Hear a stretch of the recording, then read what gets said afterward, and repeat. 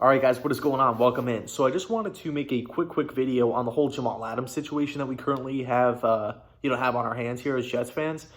I feel like everywhere you turn on social media, it's this story, this narrative being pushed that there's a rift between star safety Adams and the Jets front office. Like there's just some disconnect, right, between the two parties, two sides.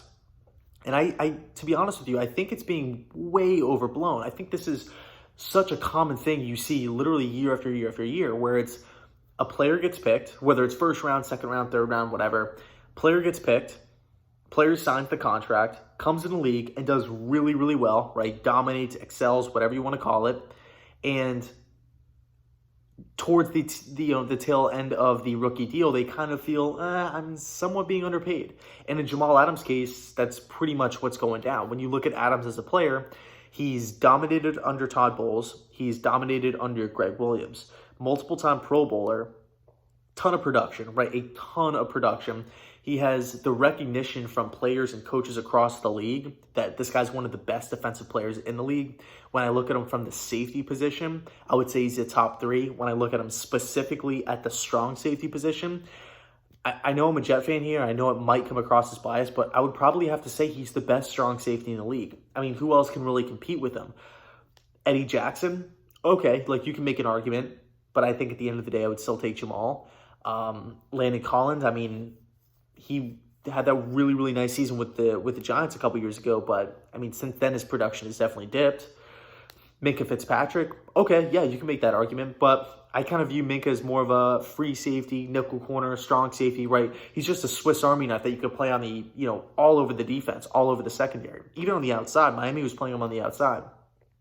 I mean, you guys know I love Minkah Fitzpatrick, and I was devastated when Adam Gase drafted him for the Dolphins those years ago. So I was pretty pumped up when they, flipped him to Pittsburgh. But bottom line is, point I'm trying to get at, Jamal Adams is the best strong safety in the league, in my opinion. And this is just one of the common scenarios that we see all the time. I could understand it if he was acting like Jalen Ramsey was a couple years ago, or Yannick Ngakoue currently, where it's, look, I don't know what the Jets are doing. I want to get out of here. I'm not playing for them. They better trade me now. They better trade me during the draft or after the draft, whatever, because joke's on them. I'm not going to be a Jet. That's not really what's going on here. I just feel as though it's Jamal Adams having self-awareness and looking at himself and having the encouragement by his peers, by other coaching staffs. Players know he knows that he is a absolute dominant player. And he's looking at his salary, and he's saying to himself, you know what, like, I'm the best strong safety in the league, and Trumaine Johnson's getting paid more than me to ride the bench. He didn't even start games for us last year, and he was getting paid way more.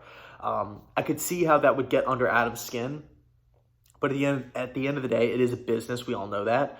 I'm kind of one of those people that I feel as though once you sign the rookie contract, kind of want to let it play out.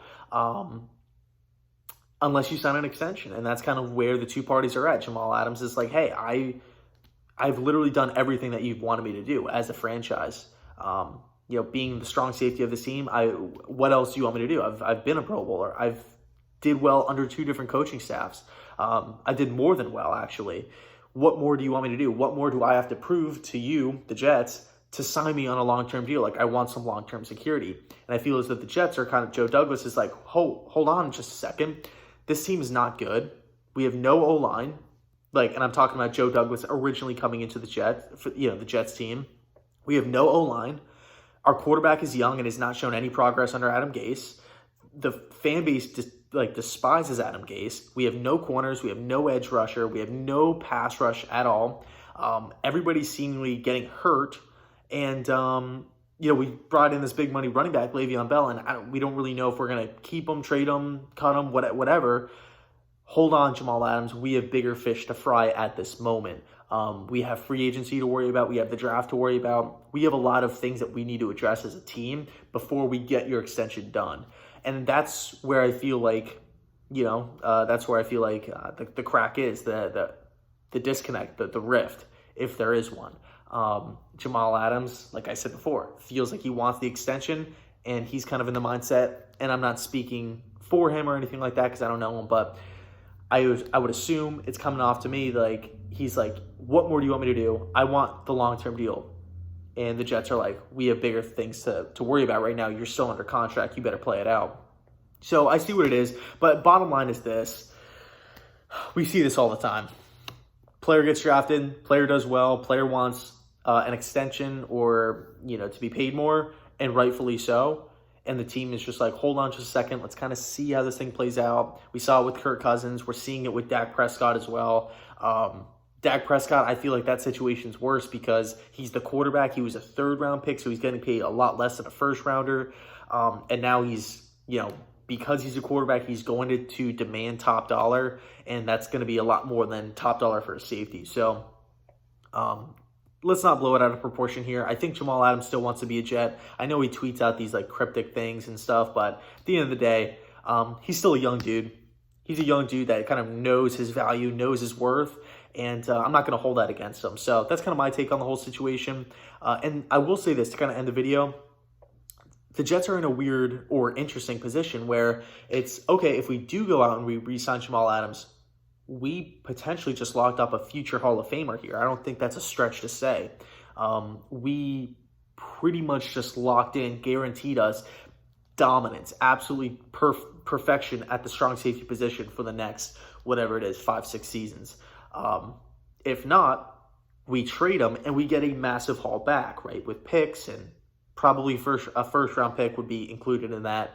And you can make the argument, well, a first round, is a player that's really going to be picked at 17 or 23 going to make the impact that Jamal does? Probably not, but it's like the accumulation of a bunch of picks. So I'll leave it there. Let me know your thoughts on the whole situation. Pumped up to see. And yeah, thanks so much for watching. Go Jets.